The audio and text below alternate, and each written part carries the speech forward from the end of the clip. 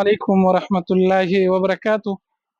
الحمدلله دا وخت موږ په مدینه منوره کې دا کوم روډ چې تاسو ته ښکاري دا هغه روډ دی کوم چې د مکې نه مدینې ته راغلی دی. طریق الهجره دې ته ویلی کېږي، لار د هجرت. خیر نبی کریم صلی الله علیه وسلم چې په کوم لاره باندې هجرت کړی و دا روډ سیم په هغه لاره باندې نه دی جوړ، لیکن ډیر مقامات او ډیره حصه د هجرت هغه لاره پکې راغلی ده.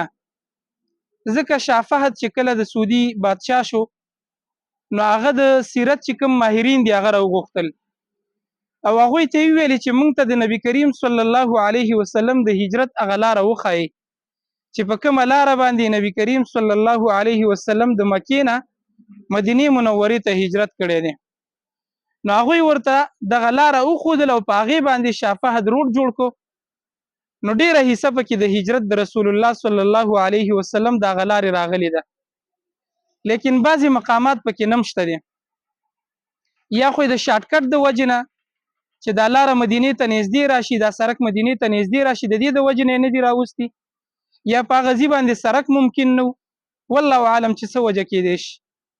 لیکن نبی کریم صلی الله علیه وسلم دا ټول سفر چې په نن وخت کې 4-5 غنټو کې په بس کې موږ د مکې نه مدینې ته رارسو، دا سفر نبی کریم صلی الله علیه وسلم په 8 ورځو کې مکمل کړي. نبی کریم صلی الله علیه وسلم چې کله مدینې منورې ته راورسېدل نو دا زما شاته چې تاسو ته کوم ګیټ ښکاري دا ګیټ د سعودي ګورنمنټ لګولی هم دې دپاره دی. ویلی کېږي داسې چې نبی کریم صلی الله علیه وسلم مدینې ته په دې لاره باندې داخل شوی دی چې په دې کوم لاره باندې دا ګیټ جوړ شوی دی. نو هغه ملګري چې هغه حج یا عمرې ته راغلي او دا ګیټ یې لیدلی، شاید چې ډېرو ته پکې د دې د تاریخ په باره کې پته نه وي، بلکې دلته بعضې ملګري پاتې کېږي هغوی ته هم پته نشته. نو دا ګیټ د دې دپاره لګولی شوی دی، دې ته باب الهجرت ویلی کېږي.